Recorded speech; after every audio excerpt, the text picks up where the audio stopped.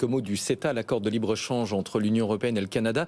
Il a été rejeté il y a quelques jours par les sénateurs. Est-ce que la France peut s'y opposer, vu que c'est un engagement européen, Emmanuel Combes? Je pense que malheureusement, ça peut mal se terminer. Mais ce que je trouve quand même très triste dans notre pays, c'est que vous regardez le paysage politique, que ce soit de la gauche à la droite, vous n'avez plus une seule personne pour défendre, entre guillemets, un libre-échange quand même très encadré. Oui, on va le préciser, le Sénat, c'est quand même pas le royaume des gauchistes. Non, mais ça marque quand même un mouvement qu'on présageait. C'est-à-dire que même la droite, qui pourrait éventuellement défendre le libre-échange, a abandonné cette cause-là. Je trouve ça un peu triste. Et ce d'autant plus que le CETA, quand on regarde, moi j'ai regardé, il y a des évaluations quand même. Enfin, au bout d'un moment, il faut quand même regarder les choses. On peut dire ce qu'on veut. Il y a une évaluation de la DG Trésor. C'est pas un think tank ultralibéral.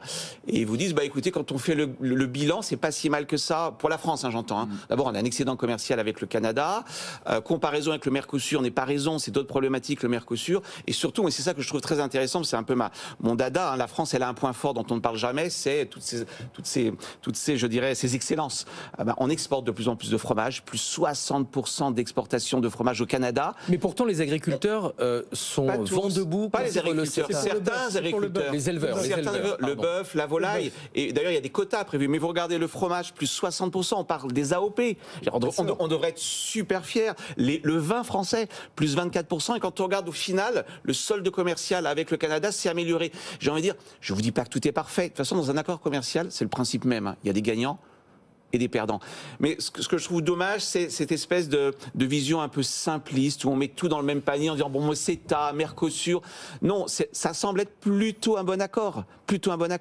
Et moi, je trouve ça un peu désespérant que dans un pays comme la France, il n'y a pas une seule voix. Il y a peut-être un peu David Lisnard qui vous dit parfois le libre-échange, c'est pas si mal que ça.